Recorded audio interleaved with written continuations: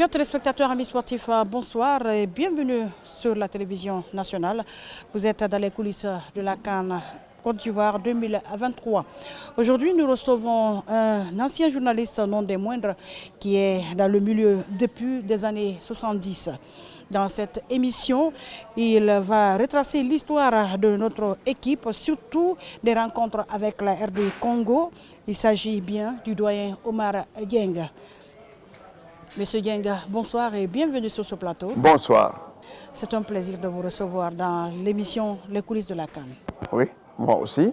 C'est avec grand plaisir que nous tournons le regard sur le passé, un passé glorieux entre surtout ces deux équipes qui ont toujours livré des rencontres extrêmement serrées. D'accord.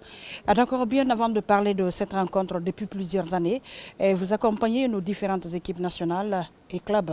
Et faites-nous un aperçu. Bon, pour ma part, j'ai commencé à accompagner les équipes nationales depuis 1976. Nous sommes arrivés au micro Cheikh Fanta Madi Condé et moi en 1975.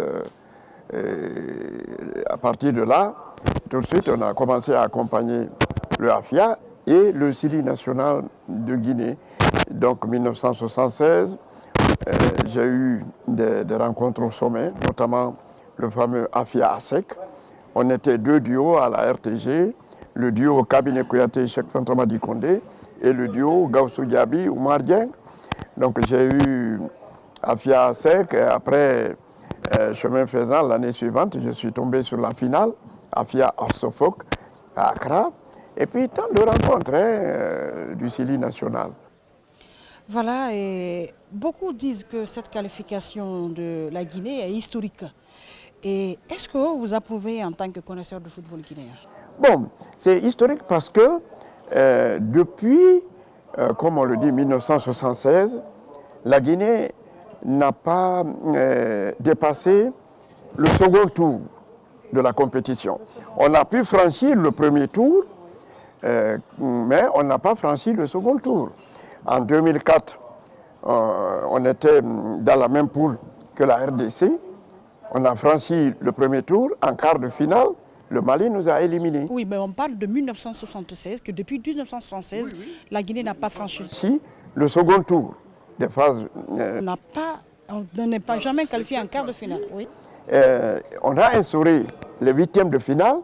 Ce n'est plus les quarts de finale depuis 2019, je crois. Ce n'est plus les quarts de finale qui constituent le second tour. C'est les huitièmes de finale. Mais nous avons franchi les huitièmes de finale. Donc on a franchi le second tour. C'est pourquoi on dit que c'est historique.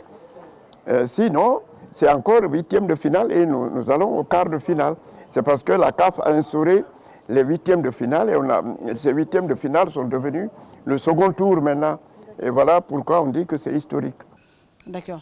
Et le vendredi, le Sili sera face à la RD Congo. Et qu'est-ce que cela vous rappelle? Mais ça rappelle d'abord des rencontres qui ont toujours été serrées aux phases finales de la CAN.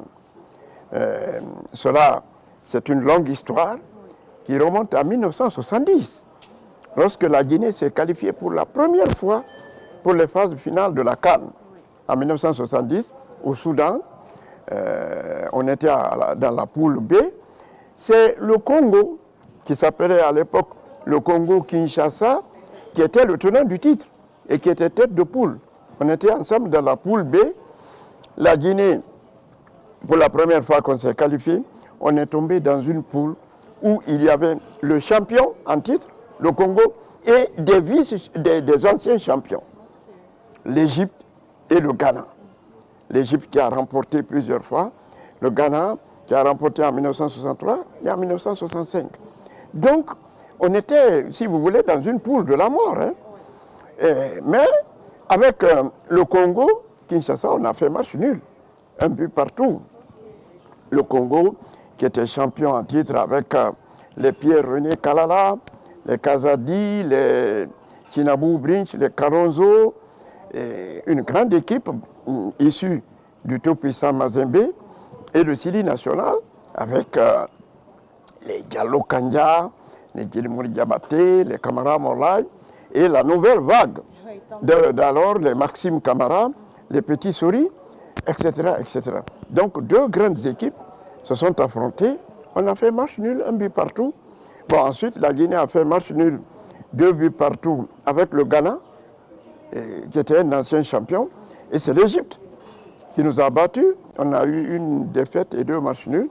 Donc, on a été éliminés en 1972. Mais c'est en 1974, en Égypte, qu'il y a eu la plus grande rencontre, le plus grand enjeu. Parce qu'on s'est retrouvé là aussi dans la poule B. Le Congo-Brazza était tenant du titre qu'il avait remporté à Yaoundé en 1972. À l'époque. À l'époque. Mais on était avec le Congo-Kinshasa, un ancien champion, et l'île Maurice. Donc, il y avait le Congo-Brazza et le Congo-Kinshasa qui s'appelait maintenant le Zaïre. Et les deux équipes Guinée-Zaïre, à l'époque, passaient pour les meilleures équipes. Le Congo, le Zaïre, était bâti autour d'un club qui avait émergé, qui s'appelle le Vita Club, avec les Mayanga, les Lobilo, les Ndaye, les Kimbo, les Kakoko, qui a été champion en 73, après Afia, 72. Et la Guinée aussi, qui était bâtie autour du même Afia, qui devenait de plus en plus fort. Et donc, deux clubs champions, anciens champions, qui étaient l'ossature des deux équipes. Et tout le monde disait, ce Guinée-Zaïre-là, quiconque le remporte, il prendra la coupe. Ok, là c'était en 1974. Match phare. Finalement, d'ailleurs, le vrai Joléa, le Camerounais, a quitté le Paris Saint-Germain, où il jouait, pour dire qu'il vient voir le match, rien que pour voir son homonyme de Guinée, là, Joléa. On est venu, un derby houleux, à Alexandrie, et malheureusement, à 1-1, notre stopper, Ali Badra Kolev, a perdu la chaussure en plein match. Les Aérois avaient une attaque de feu aussi. Ils ont accéléré. Mayanga, Ndaye, Kembo, Kakoko, ils ont accéléré, ils ont mis un deuxième but. C'est comme ça qu'ils nous ont battus. Mais ça fait un tollé en Guinée. C'est la première fois que le Congo, qu'une formation de Congolaises quand même parvient à battre l'équipe guinéenne. Alors que le président Mobutu disait la révolution la mieux organisée va gagner. Ça n'a pas eu aux autorités la défaite. L'ancien directeur des sports, Amadou Kembo Kamara, m'a dit ils ont comparu 8 fois devant le bureau politique national pour expliquer pourquoi le Zaïre les a battus. Bon. Ah, c'était difficile, hein? Et c'est passé, mais la revanche viendra en 79. En 79 encore, ça c'est dans les éliminatoires. Vous savez, c'est un éliminatoire direct. C'était des matchs de barrage. Premier tour, si vous vous qualifiez, deuxième tour, après ça, vous allez aux phases finales. Premier tour, on a eu le Cameroun. Bon, mais à l'époque, après le sacre du Horéa en 1978, l'ossature du Syrie national contre le Cameroun, on a gagné le Cameroun. Bon, ça a même provoqué un petit litige parce que les joueurs du Yafia ne s'étaient pas rendus à l'internat très tôt. La fédération a décidé de mettre Horéa type contre le Cameroun. Et on a joué Horéa type. Et Issa Hayatou, à l'époque, était directeur des sports et secrétaire général de la fédération. Il a porté réserve quand on a éliminé le Cameroun à Yaoundé. Les joueurs que j'ai l'habitude de voir, les shérifs Suleiman, les Papa Camara, ce n'est pas eux qu'on voit. Ça là, c'est des mercenaires. Ah, doyen Pat Diallo était délégué de la fédération. Il a dit, mais si c'est des mercenaires, alors toute l'équipe du Cameroun aussi, c'est des mercenaires. Dont le gardien, Thomas Nkono.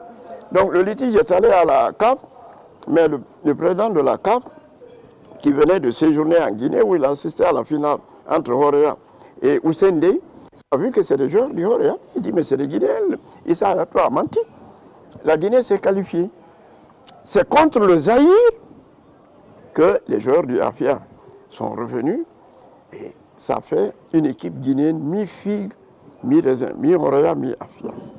On a joué à Kinshasa. Ils nous ont battus 3-2. Match retour, on a gagné 3-1. Donc c'est comme ça on s'est qualifié pour Lagos 1980. Après une rencontre qui a été très relevée, avec une grosse affluence au stade du 28 septembre, deux équipes,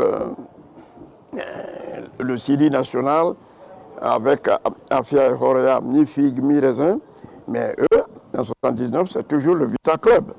Et c'est pratiquement les mêmes qui sont venus à Conakry et on les a battus pour se qualifier pour Lagos 1980. Bon, depuis lors, on ne s'est rencontrés qu'en 2004. 2004, donc depuis 1980, c'est seulement en 2004, le Congo et la Guinée se sont rencontrés. On s'est retrouvés dans la même poule à Tunis.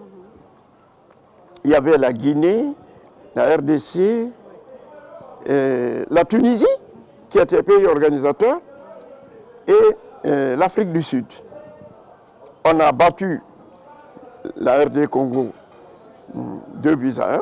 Ils ont marqué les premiers, on a égalisé et on a mis un second but, un grand choc. Et tout le monde avait titré Luanda contre Aboubakar Titi. Bon, on a gagné 2-1 et après on s'est qualifié pour le second tour, c'était le quart de finale. C'est là où le Mali nous a battus en quart de finale. Bon, après ça, on s'est rencontrés au Chan 2016 à Kigali en demi-finale. Ils ont marqué les premiers et la Guinée a égalisé. C'est au pénalty qui nous ont battus.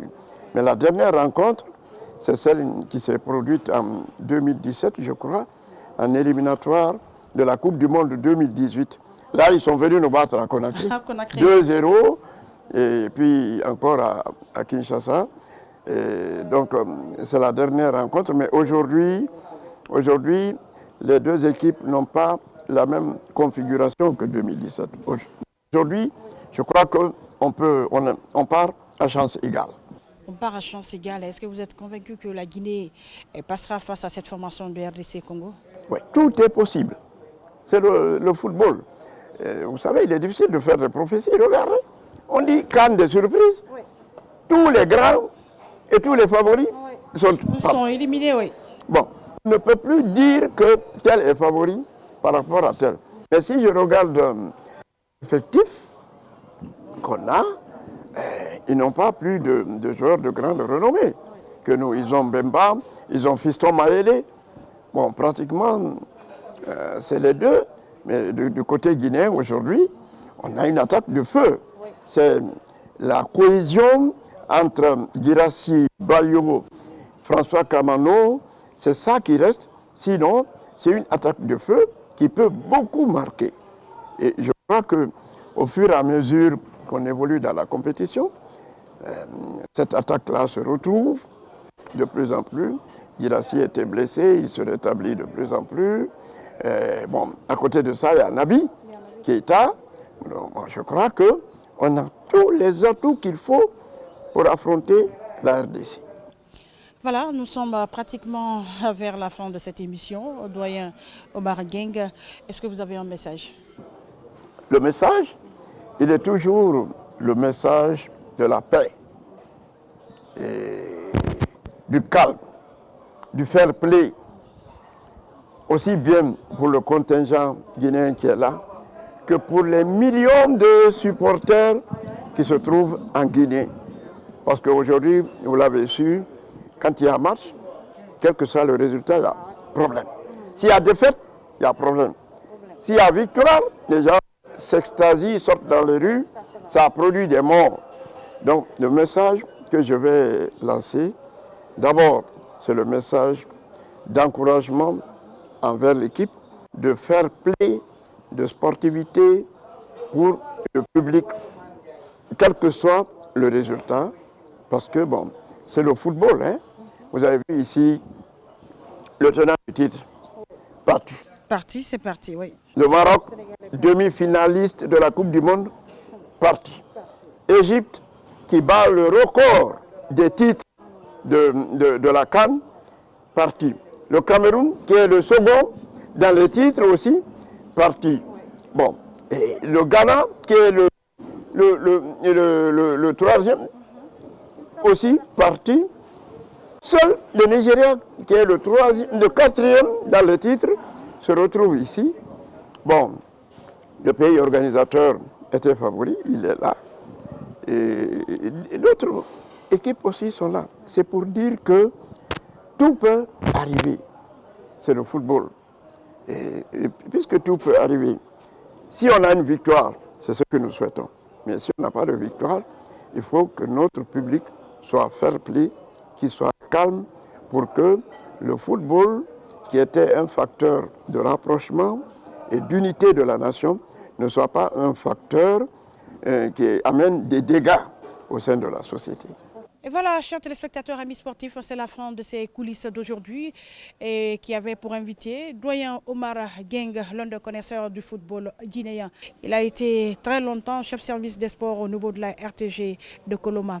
Avec lui, nous avons parlé des différentes participations de la Guinée aux différentes compétitions sur le continent. Ensuite, il a rappelé cette rencontre qui va opposer le vendredi la Guinée à la RDC Congo. Bonne chance à notre Sili national de Guinée. Encore merci où que vous soyez et à très vite.